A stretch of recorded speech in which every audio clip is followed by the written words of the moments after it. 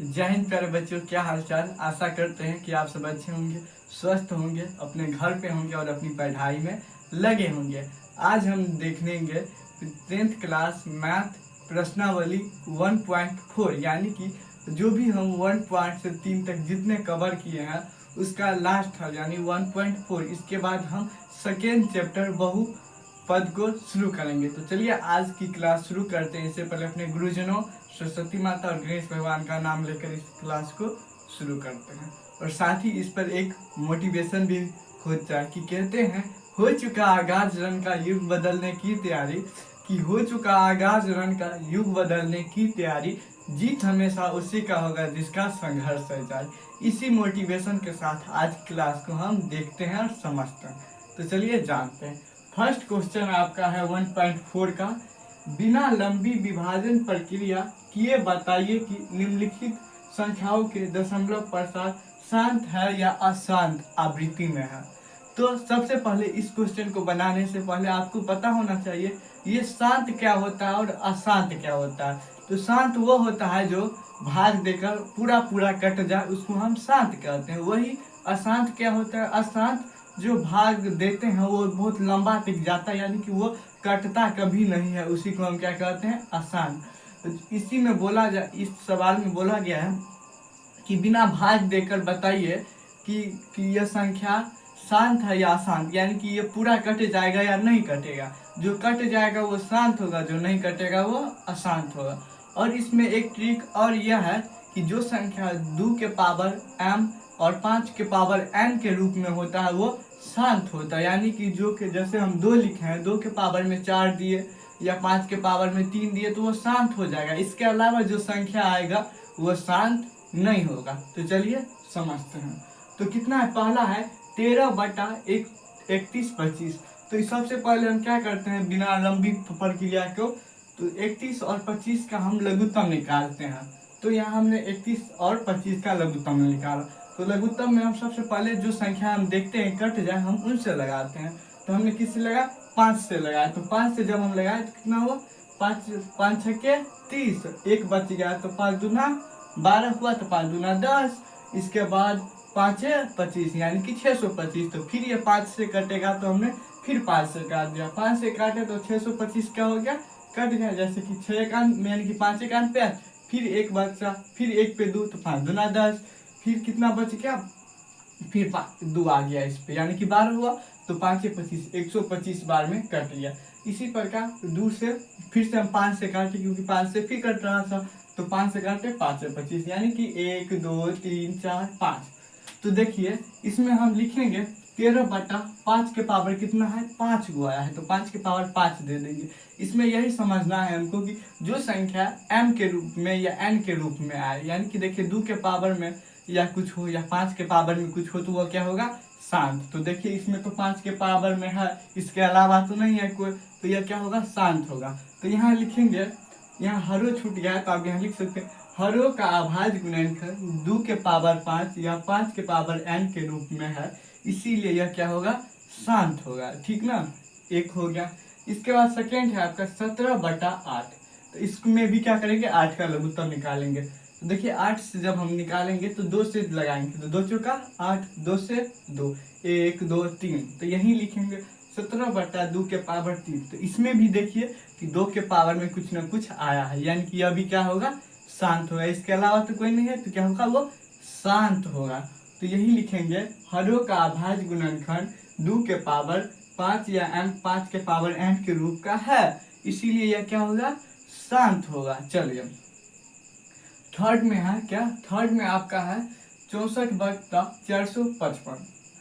तो 455 है तो देखिए इसका भी आपको हम लघुत्तम निकाल के दिखाते हैं सामने में। तो कितना होगा, देखिए जब लघुत्तम इसका निकाले हैं तो 5 गुने 13 गुने 7 है, यानी कि 5 सबसे पहले तो 5 से लगा है, इसके बाद 13 से लगा है, इसके बाद 7 से लगा है। तो यानी कि 5 और 2 तो चलेगा, उसके पावर में कुछ भी हो तो वो तो शांत होगा, लेकिन अन्य कोई संख्या आ जाए तो ये क्या हो जाएगा, अशांत हो जाएगा। तो लिखेंगे हरो का अभाज्य गुणनखंड 2 के पावर 5 m या 5 के पावर n के रूप का नहीं है, इसीलिए वह क्या हो जाएगा, अशांत आवृत्ति। क्या होगा, अशांत आवृत्ति। तो तो यही हमको लिख देना है, ठीक ना, समझ गए।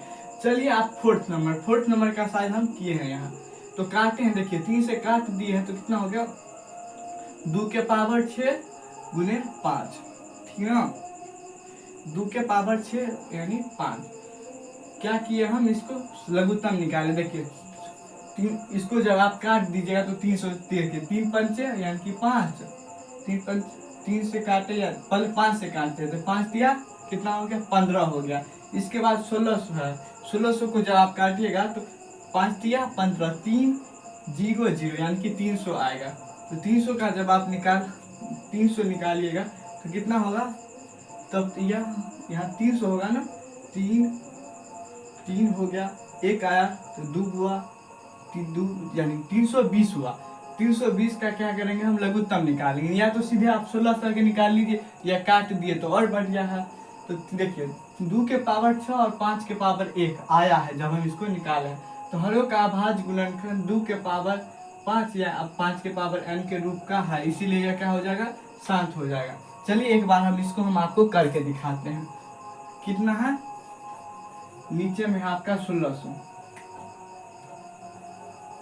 देखिए 1600 को सबसे पहले आप 2 से लगा दीजिए, क्योंकि लग रहा है 2 0 0, फिर 2 से लग रहा है 2 से यानी कि 4 0 0, फिर 2 से, ठीक है ना, 8 0 0,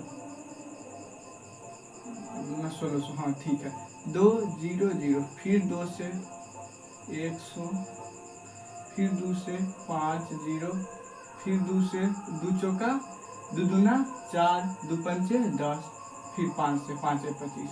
तो क्या हो गया, 1 2 3 4 5 6 हो गया ऊपर में, 5 के पावर 2।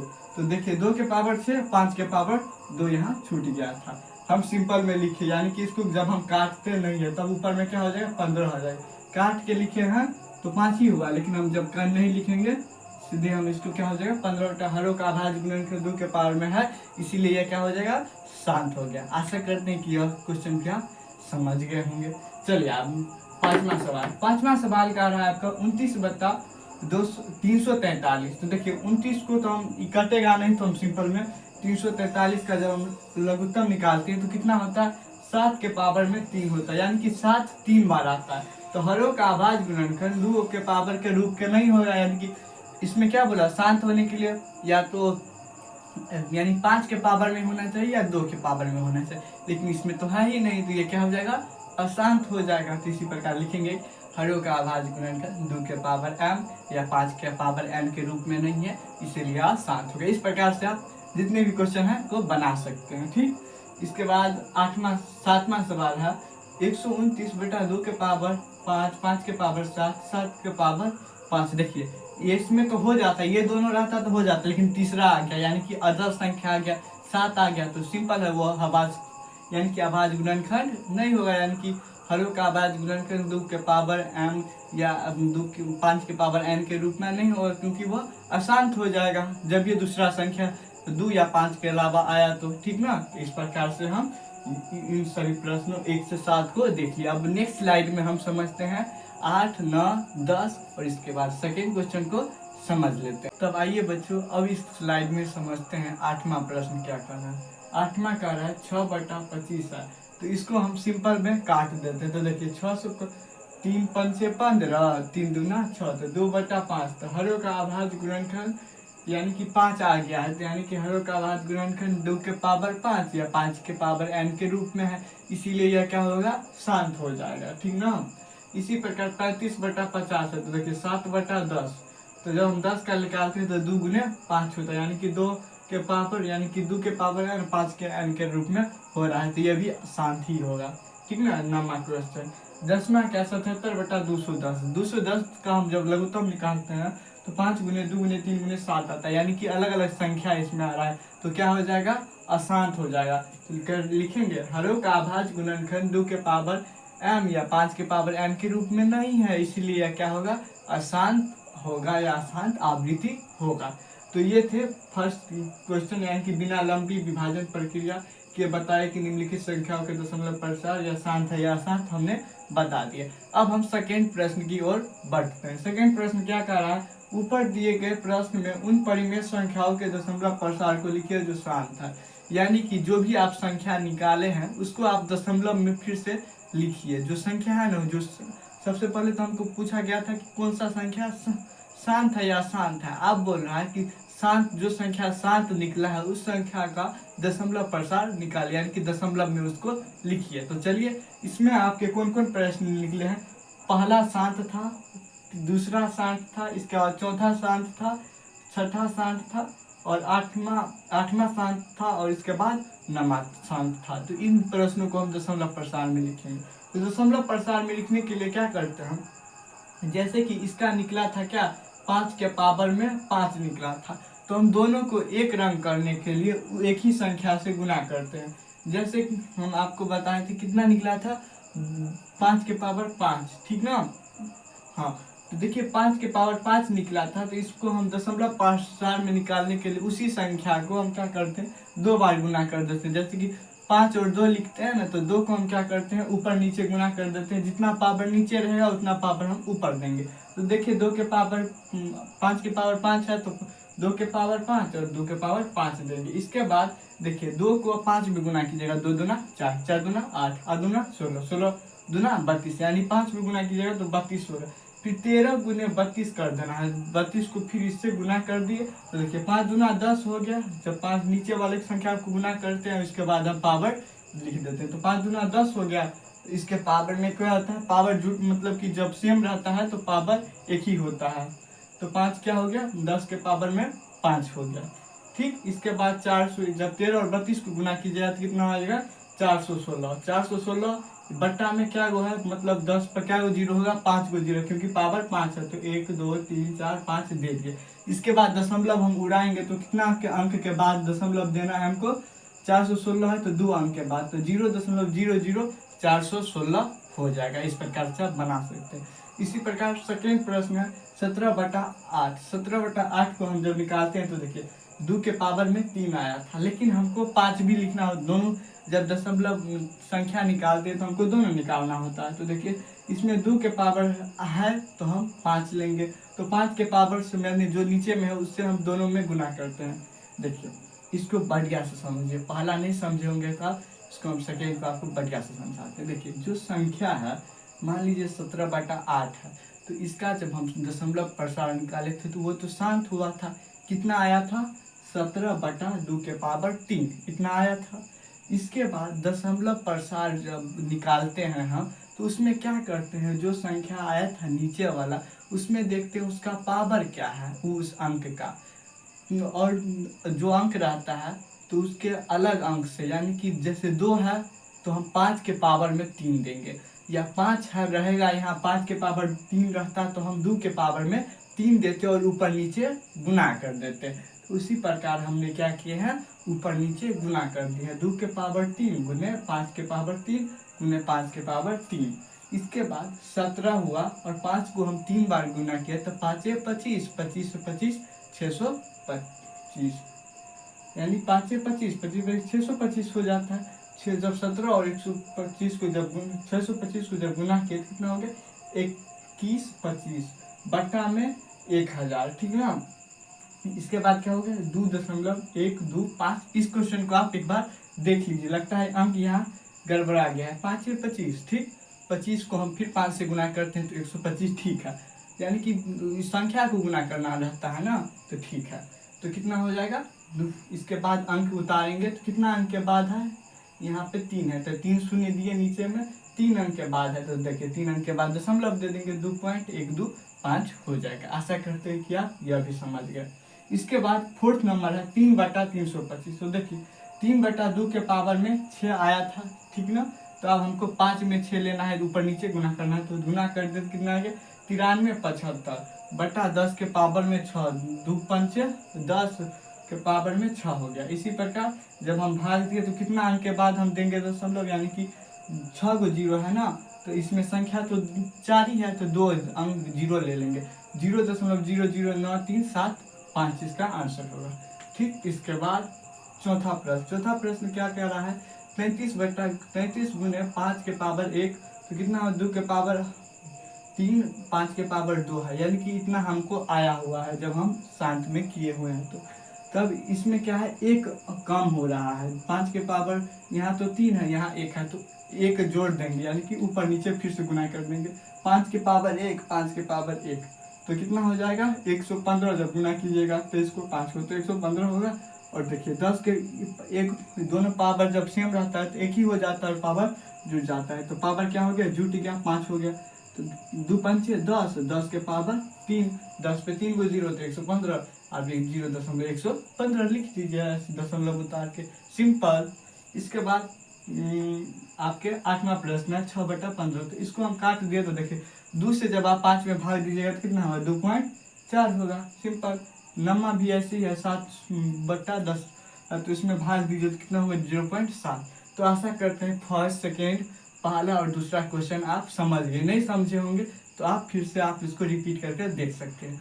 इसके बाद हम चलते हैं थर्ड क्वेश्चन की, और कि थर्ड क्वेश्चन क्या कर रहा है, तो चलिए देखते हैं नेक्स्ट स्लाइड में उसको।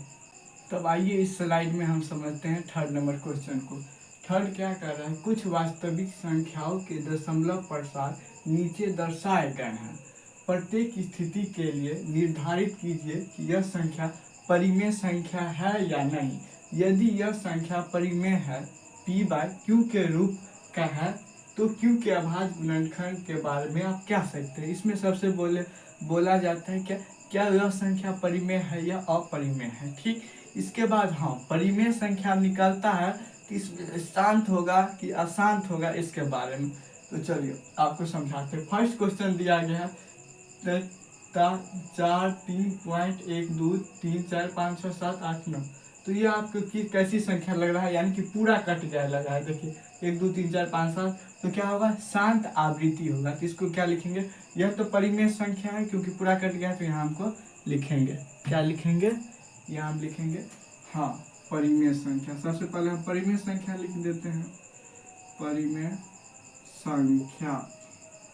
इसके बाद ये पूरा कट गया है तो इसका मतलब यह शांत आवृत्ति है, आवृत्ति, ठीक ना। First question. और सेकेंड नंबर क्या है, 0.120120, यानी कि 0 के बाद फिर 0, 0 के बाद फिर बढ़ रहा है, तो ये क्या हो जाएगा, अशांत होगा जाएगा, यानी कि ये कभी कटने वाला नहीं। डॉट डॉट का मतलब क्या होता है कि वो अनंत तक चला ही जाएगा, मतलब वो नहीं कटेगा, तो इसको हम क्या बोलते हैं, अनावृत्ति बोलते हैं। तो यहाँ लिखेंगे अशांत अनावृत्ति, क्या, अनावृत्ति, ठीक ना। इसको हम अशांत अनावृत्ति लिखेंगे। इसी प्रकार देखिए एक बार रेकरिंग होगा, रेकरिंग का मतलब क्या होता है कि यही संख्या बार बार दोहराएगा, यानी कि 4 पॉइंट है ना, 43.123 होगा शायद लगा, या 4.1 है जो संख्या है उसमें, मान लीजिए 4 पॉइंट यही है, तो 1, 2, 3, इसको शायद 43 है, 43.1235 है, और इस पे रेकरिंग है। रेकरिंग का मतलब क्या हो गया कि यह संख्या बार बार आएगा, यानी कि ये कट जाएगा फिर भी आएगा, तो उसको हम अशांत आवृत्ति कहते हैं। लेकिन बार बार इसके बाद 0 जो बढ़ते चला जाएगा उसको हम अनावृत्ति बोलते हैं, और इसको हम आवृत्ति बोलते हैं। तो क्या हो जाएगा, यह संख्या अशांत ही होगा क्योंकि यह भी तो बार बार आता है। तो यहाँ लिखेंगे अशांत अशांत आवृत्ति, आवृत्ति, ठीक ना। आप इसको देख सकते हैं इस प्रकार से।